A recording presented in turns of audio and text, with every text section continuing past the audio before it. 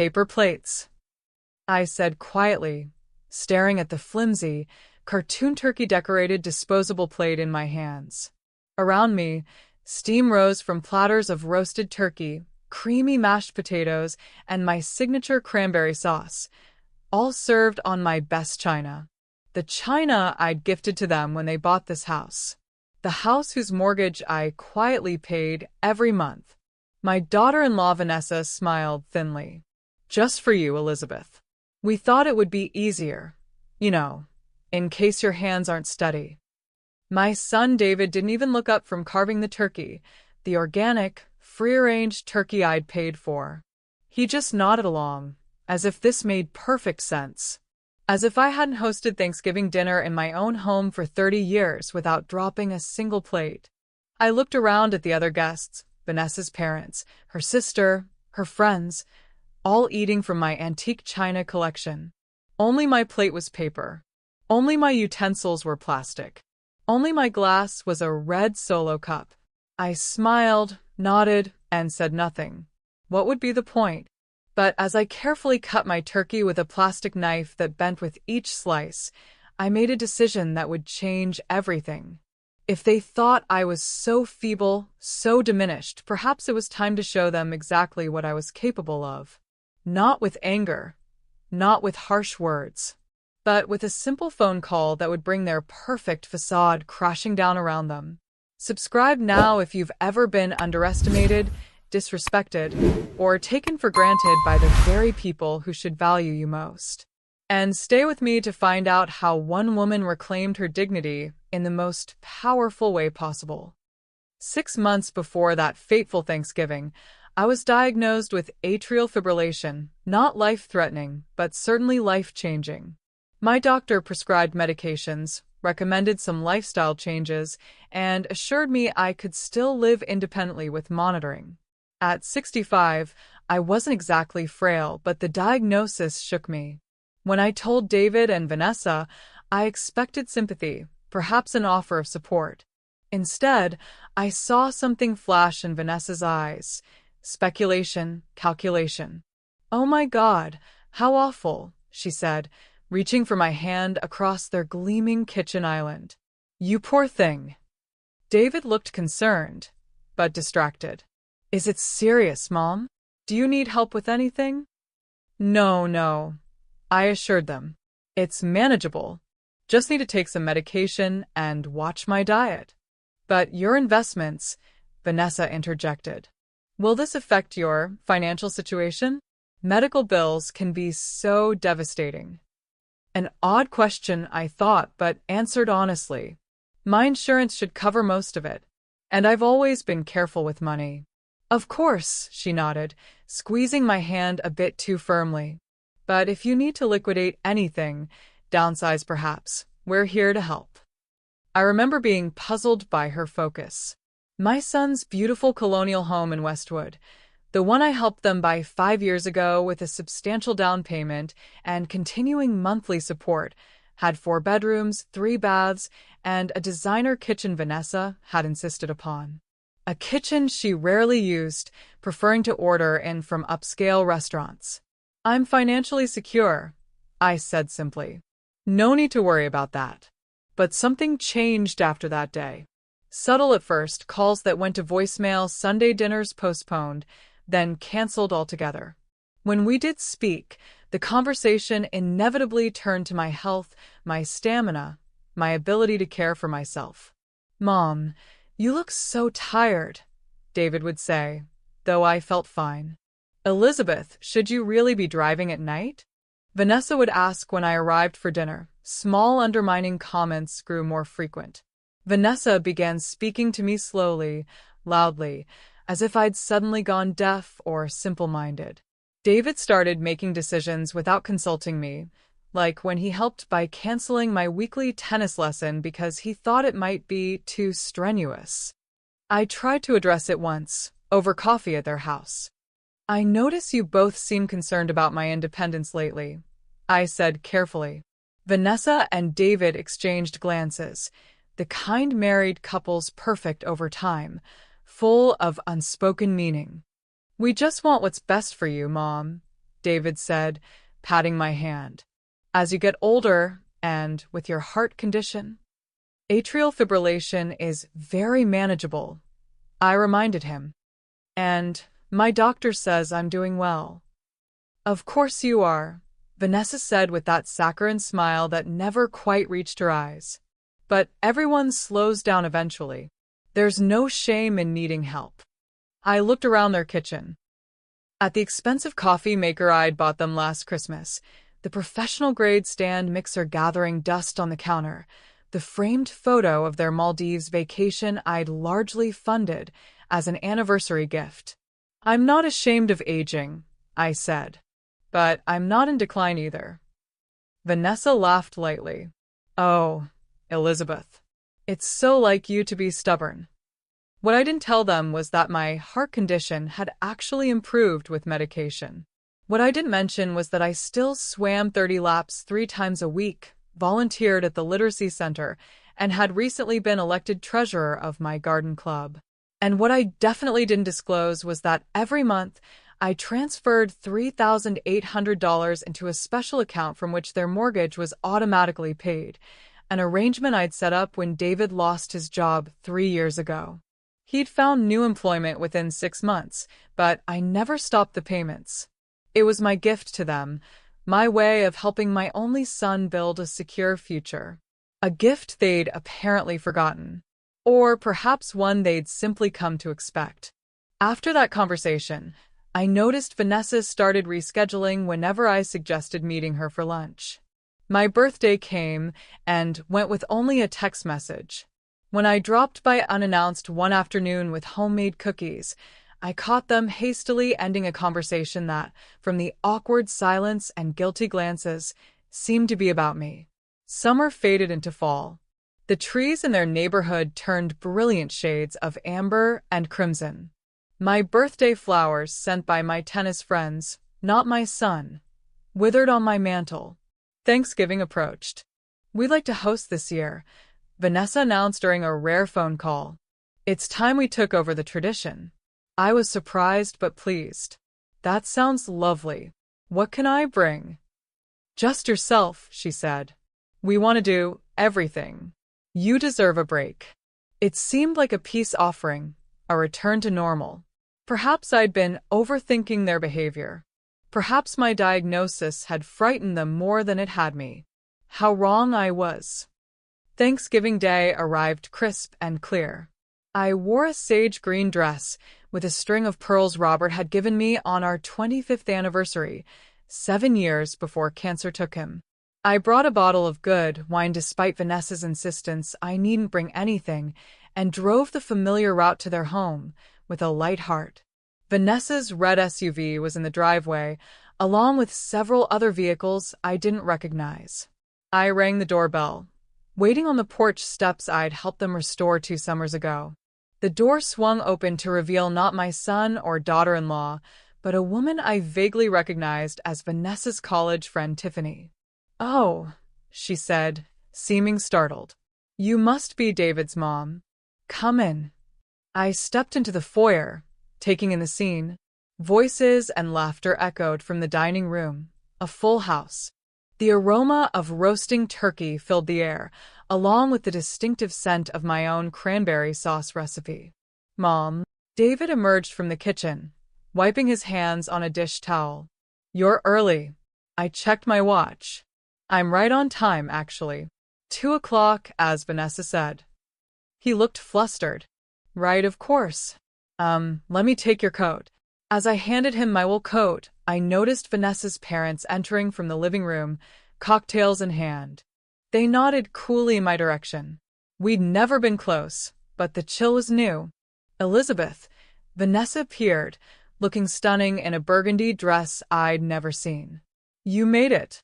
Her tone suggested surprise, as if my attendance had been uncertain. As if I might have been too infirm to drive 15 minutes across town. "Wouldn't miss it," I said warmly. "The house looks beautiful." And it did. Fall-themed decorations adorned every surface, professionally arranged, by the look of them. A far cry from the handmade centerpieces and heirloom decorations we'd used when Thanksgiving was at my house. We hired a decorator, Vanessa confirmed, watching my reaction. And a professional photographer is coming later. For the gram, you know. I didn't know, actually, but I nodded as if this made perfect sense. Can I help with anything in the kitchen? I offered. Oh no, Vanessa said quickly. Everything's under control. Why don't you just sit in the living room until dinner's ready? I'm sure you could use the rest. I was guided to an armchair slightly apart from where the other guests were chatting and drinking. No one offered me a cocktail. When I rose to get one myself, David intercepted me. Let me get that for you, Mom. You shouldn't be on your feet too much. He returned with water. Just water. Not the wine I'd brought. Not the signature cocktail others were enjoying. We're being careful with your medication, he explained when I raised an eyebrow. My medication had no alcohol restrictions, as my doctor had clearly explained in David's presence. But I sipped the water and smiled. When dinner was announced, everyone moved to the dining room. A parade of stylish outfits and animated conversation. I followed, noticing immediately that the table was set beautifully with my old china, the Wedgwood pattern I'd collected over decades and given to them when they bought the house. David directed me to a seat at the far end of the table, away from him and Vanessa, who sat at each end like king and queen holding court. I found myself between Vanessa's teenage nephew, engrossed in his phone, and an empty chair. That's when I noticed it. Everyone else had the Wedgwood china in front of them. My place setting consisted of a paper plate with cartoon turkeys around the border, a red Solo cup, and flimsy plastic cutlery still in its wrapper. Paper plates, I said quietly, staring at the flimsy, cartoon turkey-decorated disposable plate in my hands. Vanessa glanced over, that cold smile firmly in place. Just for you, Elizabeth. We thought it would be easier. You know, in case your hands aren't steady. My son didn't even look up from carving the turkey, the organic, free-range turkey I'd paid for. He just nodded along, as if this made perfect sense. As if I hadn't hosted Thanksgiving dinner in my own home for 30 years without dropping a single plate. The conversation around the table faltered briefly, then resumed at a slightly higher pitch, as if to cover the awkward moment. I felt eyes darting toward me, then away. Pity from some. Amusement from others. I looked around at the other guests, Vanessa's parents, her sister, her friends, all eating from my antique china collection. Only my plate was paper. Only my utensils were plastic. Only my glass was a red Solo cup. Elizabeth, Vanessa called from the head of the table.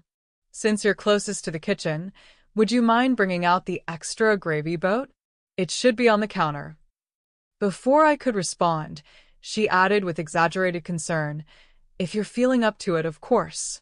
This was met with poorly disguised snickers from her friends. I rose without comment and went to the kitchen. When I returned with the gravy, Vanessa looked at me expectantly. And the cranberry sauce? Back to the kitchen. Then again for the forgotten bread basket. And again for more napkins. Mom's our honorary server tonight, David joked as I moved back and forth between the dining room and kitchen. She's so used to hosting, she can't help herself. I caught Vanessa's sister whispering to the woman beside her, both of them glancing in my direction and smirking. The paper plate in front of me remained empty while everyone else began eating. Elizabeth, Vanessa said finally, do fix yourself a plate now. You must be famished after all that running around. More snickers. The plastic fork bent as I tried to cut a piece of turkey. The paper plate sagged under the weight of the food, gravy threatening to soak through. I ate carefully, silently, my back straight, my expression pleasant. When I set my plastic fork down, David looked over. No seconds, Mom? You've hardly eaten. I'm pacing myself, I replied evenly. It's all delicious. She has to be careful with her diet now, Vanessa stage whispered to her friend. Heart condition, you know. Such a shame, the friend replied, not bothering to lower her voice. Getting old is so hard. I smiled, nodded, and said nothing. What would be the point? But as I carefully managed my turkey with a plastic knife that bent with each slice, I made a decision that would change everything. After dinner, while everyone else moved to the living room for coffee and dessert, I was asked to help clear the table. "Since you're already up," Vanessa explained, not meeting my eyes. In the kitchen, I took out my phone and sent a brief email to my financial advisor, then a text to my attorney. By the time I returned to the dining room with dessert plates, china for everyone but me, I felt lighter somehow, determined. "Elizabeth, before you sit," Vanessa called as I set down the last plate. "Would you mind serving the pie? You just have such a knack for perfect slices." I stood at the sideboard, cutting and serving while everyone else sat. When only one slice remained, I placed it on my paper plate and rejoined the table. "A toast," David said, raising his glass. "To family, to good food, and to new traditions." Everyone clinked glasses. My solo cup made a dull plastic sound against Vanessa's crystal. "And to Mom," he added as an afterthought. For being here. For being here. Not for raising him alone after his father died. Not for working 2 jobs to put him through college. Not for the down payment on this house, or the mortgage payments I still made each month. For being here. As if my mere presence was the extent of my contribution. I smiled, nodded, and said nothing. But as the evening wound down and I prepared to leave, I knew with absolute clarity that while I had indeed been present that day, I would not be here for them in all the ways they had come to take for granted. Not anymore. If they thought I was so feeble, so diminished, perhaps it was time to show them exactly what I was capable of. Not with anger, not with harsh words, but with a simple decision that would bring their perfect facade crashing down around them. The weeks after Thanksgiving passed in a blur of preparations. Christmas decorations appeared around town, holiday music played in every store, and I methodically executed my plan. First, I visited my attorney, Stanley Fisher, a man who had been handling my affairs since Robert died 15 years ago. "Let me make sure I understand," he said, peering at me over his reading glasses. "You want to stop the automatic payments to your son's mortgage account?" "That's right," I confirmed. "Effective immediately. May I ask why?" "You've been making these payments for 3 years now." 3 years, 2 months, and 14 days, I said precisely. "And the why is simple. I've decided my financial priorities need to be reevaluated." Stanley removed his glasses, polishing them thoughtfully. "Elizabeth, forgive me for asking, but is everything all right between you and David?" I smiled thinly. "Everything is exactly as it should be, Stanley. David and Vanessa have made it very clear that they see me as elderly, infirm, and somewhat burdensome. I'm simply adjusting my role in their lives to match their perception." He studied me for a long moment. "You know they'll be notified when the payment doesn't go through." "I'm counting on it." My next stop was my financial advisor, Janet Kim, who helped me restructure some investments and create a new trust, one that specifically excluded David and Vanessa, instead directing those funds to my 3 favorite charities and a scholarship fund at the Literacy Center, where I volunteered. "This is a significant change," Janet observed. "Are you certain?" "I've never been more certain of anything in my life," I told her. "And I'd like the paperwork for these changes sent to my home address only. Not to David. Not to anyone else." "Of course," she nodded. "It's your money, Elizabeth." My money. The phrase echoed in my mind as I drove home that day.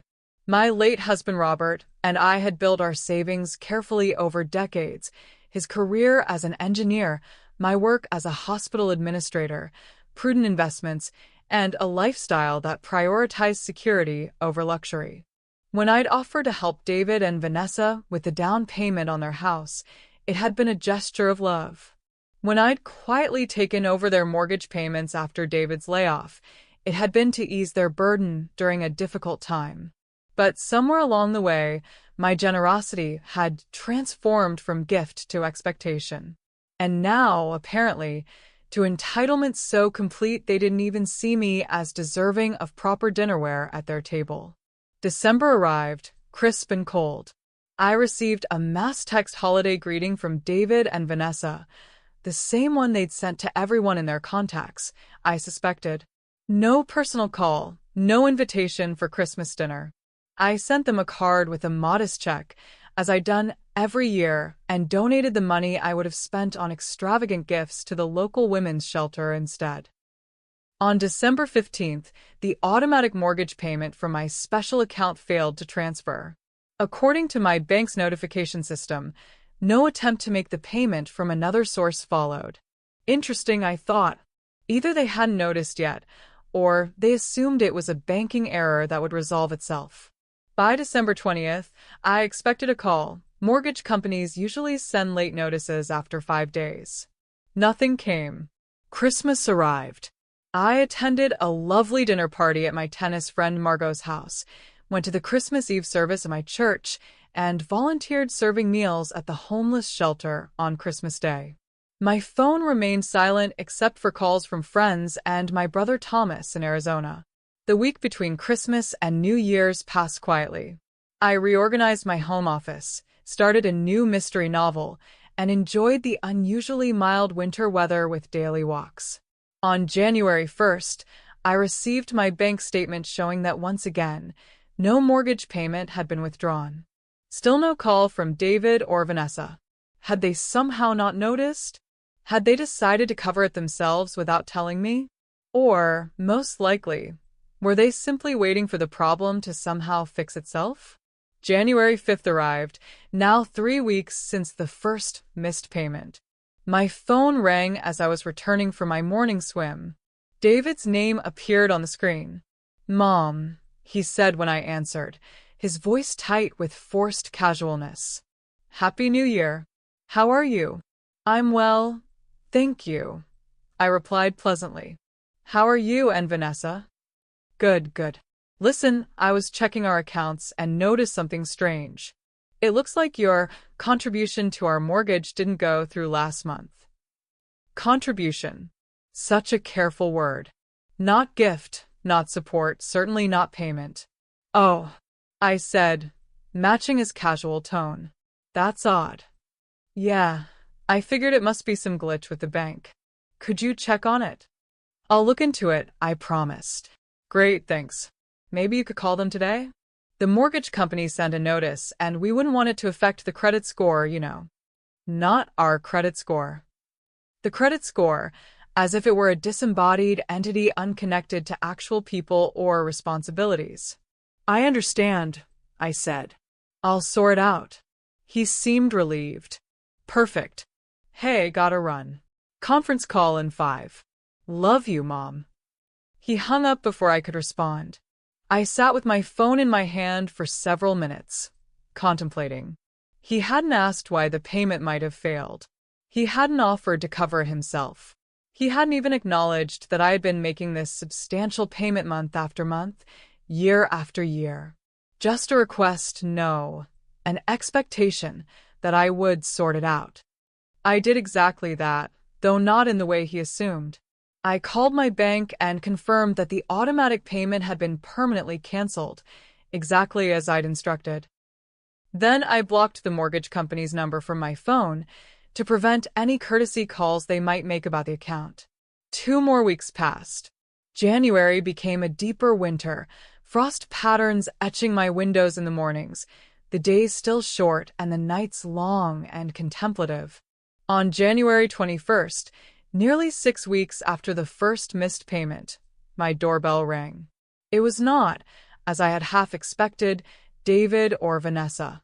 Instead, it was a courier with certified documents requiring my signature. Inside the envelope was a letter from David and Vanessa's mortgage lender, addressed to me as the account manager. It detailed the missed payments, the accruing late fees, and the potential consequences, including negative credit reporting and, eventually, foreclosure proceedings. The tone was formal, businesslike, but carried an unmistakable note of warning. I filed the letter carefully in my desk drawer and continued with my day. My new yoga class was at 2 p.m., and I didn't want to be late. That evening, my phone lit up with David's name again. "Mom," he said immediately, his voice strained. "Did you get a letter from the mortgage company?" "I did," I confirmed calmly, "so you know there's a problem with the payments. They're saying we're 6 weeks behind now." "Yes, that's what the letter indicated." A pause. "So, are you going to fix it?" I took a deep breath. No, David. "I'm not." The silence that followed was so complete, I thought the call might have dropped. "What do you mean you're not?" he finally managed, his voice rising. "You've always handled this." "I've chosen to discontinue those payments," I said evenly. "As of December." "You've what?" Why? "Mom, what are you talking about?" "I've decided to reorganize my finances," I explained, as if discussing a change in dinner plans. "The mortgage payments are no longer part of my monthly expenditures."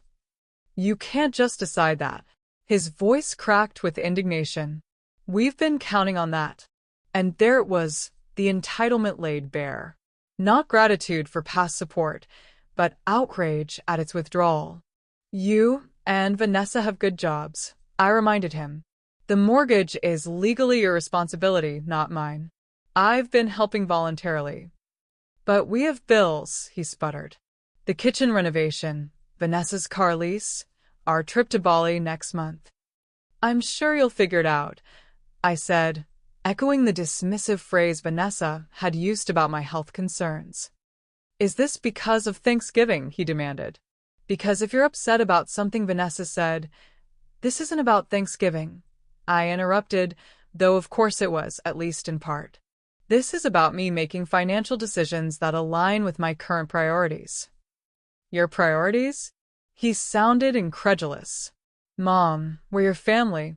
We should be your priority." "Family," I repeated, the words sitting heavy on my tongue. "Yes, we're family. And families treat each other with respect, David. They value each other's contributions. They don't serve one member on paper plates while everyone else uses fine china." Another silence, this one charged with understanding. He knew exactly what I meant. "That was Vanessa's idea," he said finally, his voice smaller. "She thought. It doesn't matter whose idea it was." I cut in. "What matters is that neither of you saw anything wrong with it. Just like neither of you sees anything wrong with expecting me to pay your mortgage indefinitely without acknowledgement or gratitude." "Mom, I have to go now, David. My book club meeting starts in 20 minutes, and I'm bringing the refreshments." "Wait." His voice was desperate now. "What are we supposed to do about the mortgage?" "I suggest you pay it," I said simply. "That's how mortgages typically work." I ended the call and sat in the sudden quiet of my living room. A strange mixture of emotions swirled within me, guilt, certainly, but also an unfamiliar sense of power, of boundaries finally established, of consequences finally delivered. The storm was coming. I had no illusions about that. But for now, there was a strange peace in knowing I had finally spoken my truth.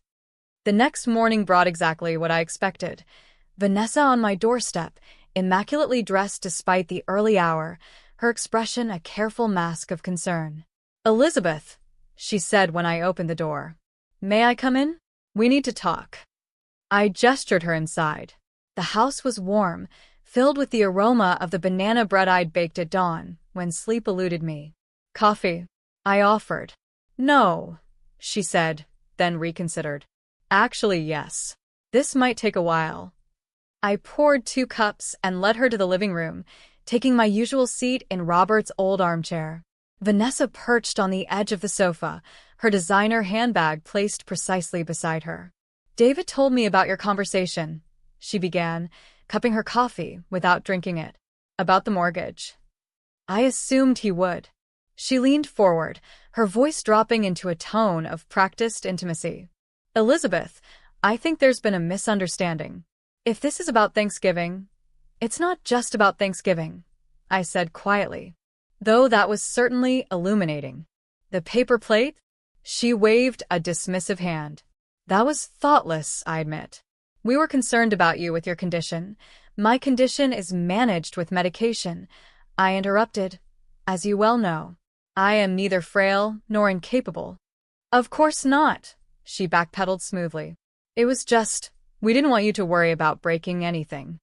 The Wedgwood was my wedding china, I reminded her. A gift from my mother. I used it for 30 years without incident before giving it to you. She had the grace to look momentarily discomfited. Well, regardless, if we offended you, we apologize. But surely that's not worth this. This, I repeated. You mean my decision to stop paying your mortgage? It's just so sudden, she said, setting her untouched coffee down. We've had an arrangement. An arrangement, I echoed. Interesting choice of words. Tell me, what exactly was this arrangement from your perspective? She blinked, thrown off script. Well, you offered to help when David lost his job. I did, I agreed. 3 years ago. He's been employed again for 2.5 years. Yes, but... She hesitated. We thought you wanted to keep helping. You never said anything about stopping. Did you ever thank me? I asked simply. She looked genuinely confused. For what? And there it was. The crux of everything, exposed in 2 small words. For the $45,600 I've contributed to your mortgage over the past 3 years, I said evenly. For the $80,000 down payment before that. For the cars, the vacations, the renovations I've subsidized. That's what mothers do, she said, as if explaining something obvious. Family helps family. Yes, I agreed. Family helps family. Family doesn't treat family like servants. Family doesn't mock family's health concerns. Family doesn't isolate and diminish family while simultaneously benefiting from their generosity. Her expression hardened. This is ridiculous. You're being petty over a paper plate. This is about respect, I corrected her. Something that has been noticeably absent in our relationship, particularly since my atrial fibrillation diagnosis. So, what? This is punishment, she demanded, her voice rising. Teaching us a lesson? No, I said calmly. This is a natural consequence. I've simply decided to allocate my resources in ways that reflect the actual dynamics of our relationship. She stood abruptly. You can't do this. We've built our lives around certain financial expectations. Expectations, I repeated. Not agreements, not gifts. Expectations. You know what, Elizabeth? You're being selfish. After everything we've done for you. I raised an eyebrow. What exactly have you done for me, Vanessa? She faltered, searching for examples. We call. We invite you for holidays. When was the last time you called me just to talk? Not to ask for something, not to check if I'd fallen and couldn't get up, but just to connect.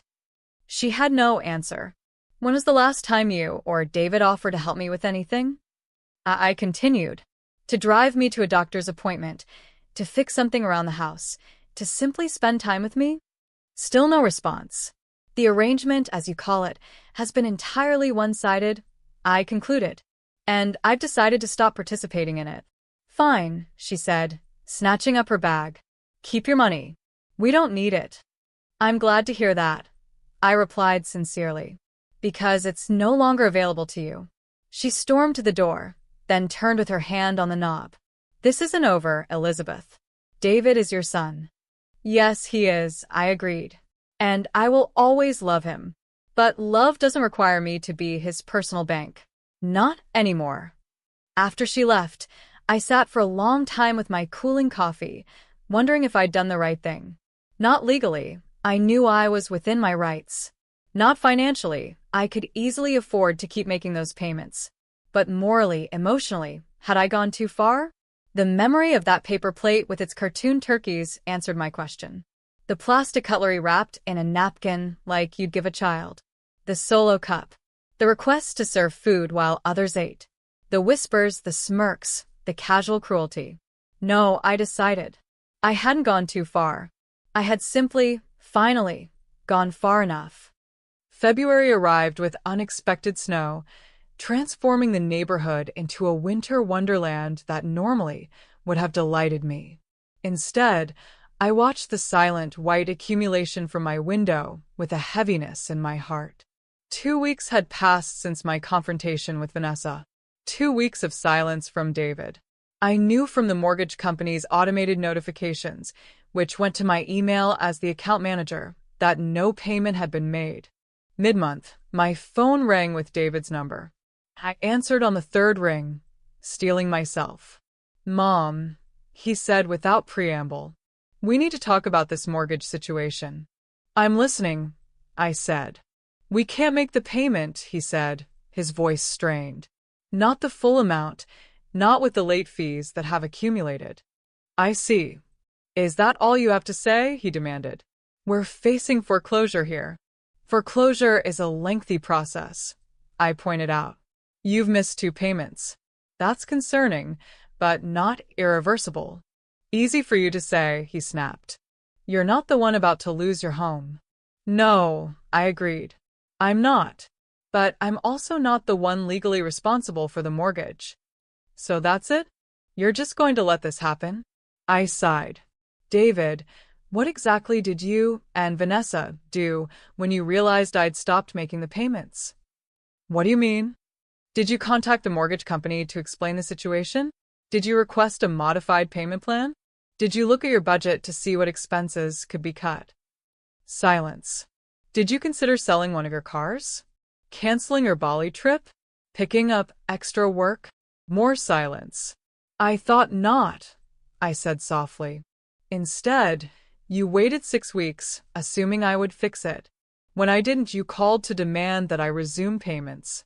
When that failed, you sent Vanessa to manipulate me. And now, you're trying guilt." "That's not fair," he protested. "What's not fair," I said, "is treating me like an ATM while simultaneously treating me like an invalid." "Is this about Thanksgiving again?" "Mom, it was just a paper plate." "It was never just about the plate, David. It was about what the plate represented. Your perception of me. Your assessment of my worth." He made a frustrated sound. Fine. "I'm sorry about the plate. Vanessa's sorry too. We both apologize, okay? Now, can we please get back to the mortgage?" "That's exactly my point," I said sadly. "You're willing to offer empty apologies to secure financial support, but you don't actually see the problem. The problem is we're about to lose our house." "No," I corrected him.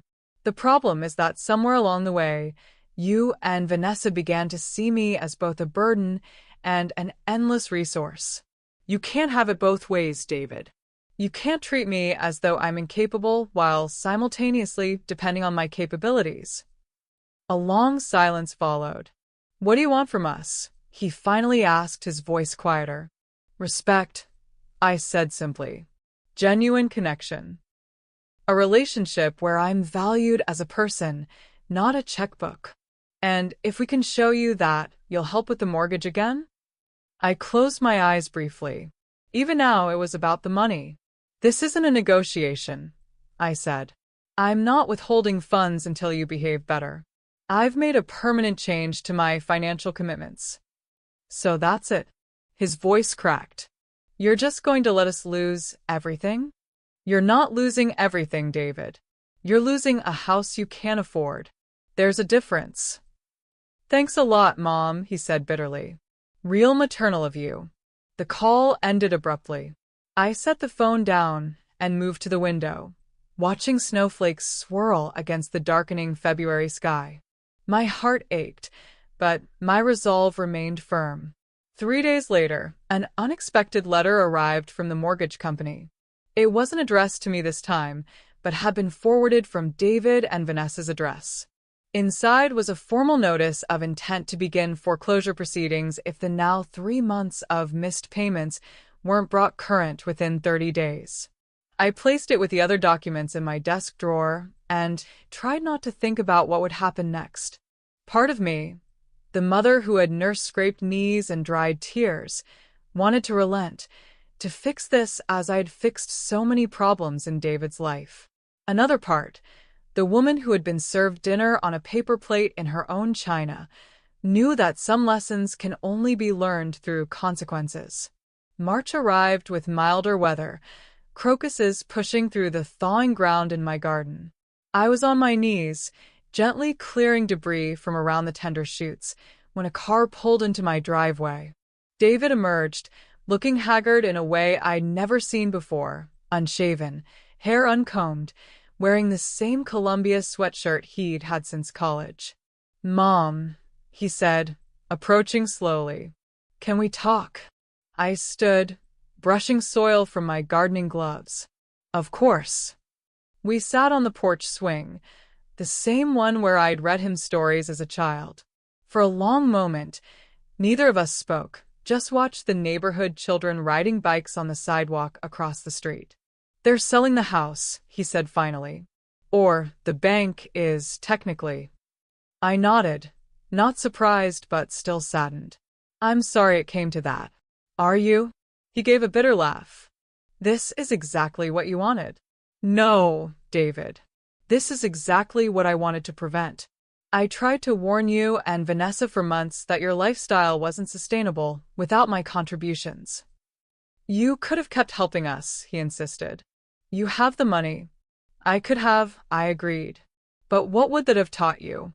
That you can treat people however you like as long as they're useful to you. He looked down at his hands.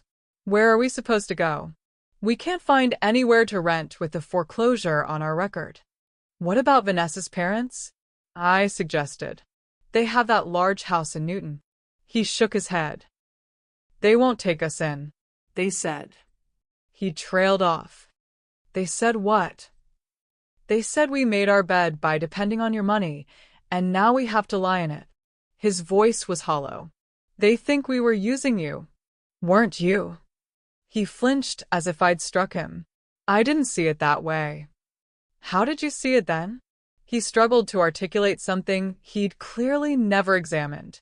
"I just thought, you're my mom. Helping is what moms do." "Within reason," I said gently. "Within respect. Within mutual care." "We're staying with Craig for now," he said, referring to a college friend I'd met once or twice. "On his pull-out couch. Vanessa's not handling it well." I could imagine. Vanessa of the designer kitchen and luxury SUV, reduced to sleeping on a friend's sofa bed. "What are you going to do?" I asked. He rubbed his face tiredly. "I don't know. Find a place we can afford, I guess. Somewhere much smaller. Vanessa's talking about moving back to Chicago to be near her sister." "And how do you feel about that?" "Honestly?" He met my eyes for the first time. Relieved. "Things haven't been good between us for a while. This situation just made it worse." This surprised me. I'd had no indication their marriage was struggling. "She blames me," he continued. "Says if I'd been a better son, you wouldn't have cut us off." A flicker of maternal protectiveness flared within me, but I tamped it down. "And do you blame me?" He was quiet for a long time, the porch swing creaking gently beneath us. "I did," he admitted finally. "At first. But then I started thinking about everything. How we treated you, how we just expected your help without gratitude. The paper plate thing." He shook his head. "I was embarrassed when Vanessa did that, but I didn't say anything. I just let it happen." "Why?" I asked, genuinely curious. "Because it was easier," he said simply. "Easier to go along with her than to confront her. Easier to take your money than to live within our means. Easier to think of you as getting old and fragile than to acknowledge everything you still do for us." The honesty was unexpected and I had to admit, somewhat healing. "I'm sorry, Mom," he said, his voice breaking slightly. "I've been a terrible son." "Not terrible," I corrected him. "Just misguided. Prioritizing the wrong things." Like a 4-bedroom house we couldn't afford without you. Among other things. He sighed deeply. I don't suppose there's any chance you'd reconsider? About the mortgage? And there it was again, the hope for a financial rescue. The house is already in foreclosure, David. That ship has sailed.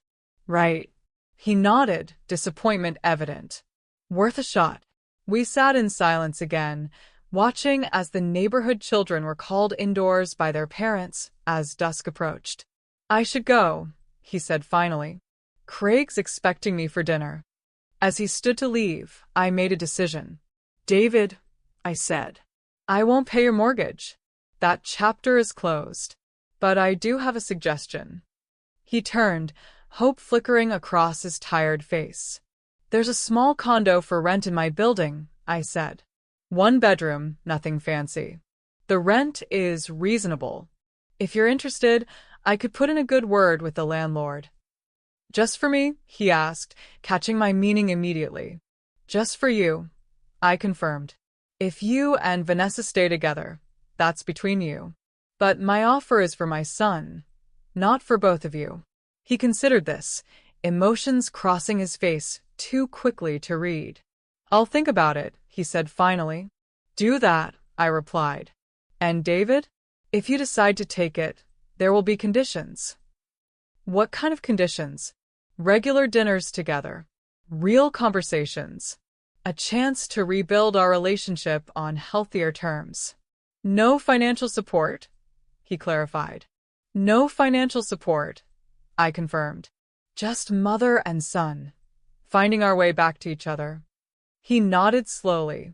I'll let you know. As I watched him drive away, I wasn't sure if he would accept. Part of me hoped he would. Another part recognized that whatever happened next had to be his choice, not mine. April arrived with gentle rains and the promise of renewal. My garden burst into color, daffodils nodding in the breeze, tulips standing at attention, hyacinths filling the air with sweet fragrance. I hadn't heard from David in 3 weeks, not since our conversation on the porch swing. I didn't call or text, honoring the space I sensed he needed. The condo in my building remained available, a possibility hanging between us unresolved. The foreclosure on the Westwood house proceeded inexorably. I received a final notification as the listed account manager, informing me that the property would be auctioned the following month. I filed it away with the others, a paper trail of consequences. On a rainy Tuesday, as I was returning from my volunteer shift at the literacy center, my phone rang with an unfamiliar number. Mrs. Jenkins? A female voice inquired when I answered. This is Meredith Klein from Klein Property Management. I'm calling about your son, David Jenkins. Yes. My heart quickened. He's applied for the vacancy in your building, and he listed you as reference. I'm calling to verify some information. I see, I said, surprised but pleased. What would you like to know? The conversation that followed was brief and professional. Yes, David was reliable. Yes, he was employed steadily. Yes, I believed he would be a good tenant. What I didn't say was that this call represented more than a rental application. It represented a choice. David choosing a fresh start. David choosing to be near me. David choosing a simpler life without Vanessa and all that came with her. 3 days later, my doorbell rang. David stood on my threshold, holding a small potted plant, a peace lily in simple terracotta. I got the condo, he said. Moving in next week. I heard, I replied, accepting the plant. Thank you for this. It's not much, he shrugged. But I remembered you had one when I was a kid. The fact that he remembered touched me deeply. Would you like to come in? I just made lunch. He hesitated, then nodded. I'd like that. Over sandwiches and iced tea at my kitchen table, we began the careful work of rebuilding. He told me about the job he'd taken on the side to supplement his income. I shared stories from the literacy center. We avoided mention of Vanessa, of the foreclosure, of the paper plate incident. So, these dinners you mentioned, he said as we cleared the dishes together. How often were you thinking? Once a week, I suggested. Sundays, perhaps.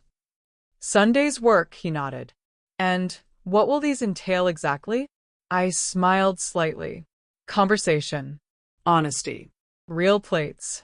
He winced at the reference but nodded. I deserve that. It's not about deserving, David. It's about learning. Growing. And no financial help, he clarified again. Your rent is your responsibility, I confirmed. Your bills, your groceries, your life. I'll be your mother, not your banker. That seems fair, he said quietly. More than fair, actually. When he left that afternoon, something had shifted between us, the first tender shoots of a new relationship pushing through the soil of the old one. The following Sunday, he arrived for dinner with a bottle of wine and a willingness to try that moved me deeply. We talked, really talked, about Robert's death, about the years after when it had just been the two of us, about the gradual shift in our dynamic as Vanessa entered the picture. She resented you, he admitted over dessert. Your independence, your financial security. She thought you flaunted it. I never meant to, I said, surprised. I know that now, he nodded. But at the time, it was easier to see things through her lens. To believe you were showing off when you helped us, rather than just being generous. And what about you? I asked. Did you resent me too? He considered this honestly. Not resent, exactly. But I think I took you for granted. Expected your help without earning it or appreciating it. The conversation wasn't easy, but it was necessary. The lancing of an old wound to allow proper healing. As spring turned to summer, our Sunday dinners became a ritual. Sometimes we cooked together. Sometimes we ordered in. Always, we talked with a new honesty that had been missing for years. David adjusted to his smaller life with surprising grace. The one-bedroom condo was a far cry from the Westwood house, but he made it his own. He sold his expensive car for a more modest model. He brought his lunch to work instead of dining out. One Sunday in July, as we sat on my balcony watching the sunset, he said something that caught me off guard. I'm happier now, he admitted. With less. Less. I echoed. Less space. Less stuff. Less pressure. He sipped his lemonade thoughtfully. Less Vanessa, he added with a small smile. They had officially separated in May, a mutual decision according to David. She had indeed moved to Chicago to stay with her sister, taking most of their joint possessions with her. He seemed lighter without her. I never disliked her, I felt compelled to say. I just disliked how she influenced your treatment of me. She didn't force the paper plate on you, he pointed out. That was both of us failing to treat you with respect. The fact that he could acknowledge this now represented tremendous growth. As summer waned, I received an unexpected email from Vanessa, a brief, somewhat stiff apology for her behavior, particularly at Thanksgiving. The sincerity was questionable, but the gesture itself significant. She's dating someone new, David explained when I mentioned it during our next dinner. Someone with money, apparently. I think she's trying to tie up loose ends. And how do you feel about that? He considered. Relieved, mostly. We brought out the worst in each other. Her materialism, my passivity. We were never going to make each other happy. In September, as the leaves began to turn and thoughts of holidays approached, David raised a subject we'd both been avoiding. About Thanksgiving this year, he began cautiously. Yes. I set down my fork, giving him my full attention. I was wondering if we could have it here. At your place. He rushed on before I could respond. I'd cook. Nothing fancy, just the traditional stuff. Maybe invite Uncle Thomas if he's coming east this year. The request was simple, but the gesture profound, an acknowledgement of past wrongs, an attempt to create new, healthier patterns. I think that would be lovely, I said, emotion catching in my throat. And Mom, he added with a small smile. I promise everyone gets real plates this time. I laughed, the sound carrying away the last of the hurt I'd been harboring. I should hope so. When Thanksgiving arrived, it bore no resemblance to the previous year's debacle. David cooked a modest but delicious meal. Thomas flew in from Arizona. We ate on my everyday dishes. No fine china, no paper plates, just simple ceramic stoneware that held no painful memories. As we sat around my dining table, sharing stories and passing dishes family style, I caught David watching me with an expression of mingled regret and gratitude. "What?" I asked quietly as Thomas regaled us with tales of his latest adventure travel. "I was just thinking," David replied, his voice equally soft, "about how close I came to losing all this." "To losing you?" "But you didn't," I reminded him. "No," he agreed. "Thanks to a paper plate and your refusal to accept it." I reached across the table and squeezed his hand. Sometimes the most valuable lessons come from the most humbling experiences. "I've learned my lesson," he assured me. "No more taking you for granted. No more expecting rescue." "And I've learned too," I admitted, "about enabling versus supporting, about the difference between giving from love and giving to avoid conflict." We shared a smile of understanding, then turned our attention back to Thomas's animated description of his zip-lining misadventure in Costa Rica. As I looked around my table, at my brother, at my son, at the empty chair where Robert would have sat, I felt a profound sense of rightness. The journey here had been painful, yes. The path had included betrayal, hurt, and difficult decisions.